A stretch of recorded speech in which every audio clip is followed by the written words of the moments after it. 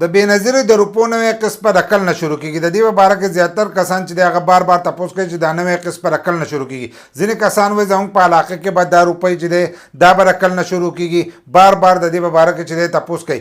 کله چې موږ ته نوې اپډیټ راشي نو موږ ستاسو سره هغه اپډیټ چې دی هغه په ټایم باندې شیر کوو. او کم کسان چې دا تپوس کوي چې نوې قسط په عقل نه شروع کیږي نو نوې قسط چې دی هغه شروع دی 13,500 روپۍ چې دی دا تاسو ته ملاویږي. او په ځینې علاقو کې اوس هم هغه زوړ قسط چې دی دا چلیږي. په یو څو ورځې کې به هغه قسط چې دی هغه به بند شي. خو په خیبر پختونخوا کې یو 2-3 ضلع دي چې په هغې کې اوس هم 13,500 روپو نوی قسط چې دی دا شروع شوی دی. د دې نه مخکې چې دی دا به هر 3 میاشتې پس چې دی دا قسط په شروع کېدو نو چې موږ به تاسو ته ټایم وښو په هغه ټایم باندې به دا شروع کېدو.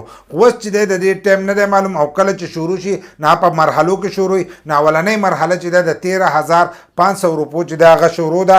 کم کسان چې تپوس کوي نوی قسط په عقل نه شروع کوي نوی قسط شروع دی. خو ستاسو ضلع چې دی دا پکې نه شامله. کله چې پکې ستاسو ضلع شامل شي نومونه یې راشي نو موږ هغه نومونه چې دي هغه به ستاسو سره شیر کوو. لکه نوې نوې اپډیټ چې دي او موږ ستاسو سره شیر کوو. خو د هغو له طرفه څه اپډیټ تر اوسه پورې نه دی راغلی. نو د دې د وجې نه پې موږ ویډیو چې دا نه ده کړې. خو تاسو له پکار دی چې د هغې نه مخکې خپل شناختي کارډونه چې دي دا وګورئ چې ستاسو شناختي کارډ ایکسپایر نه کوي. ایکسپایر نو بیا تاسو ته دغه روپۍ چې دی دا هم نشي میلاویدلی.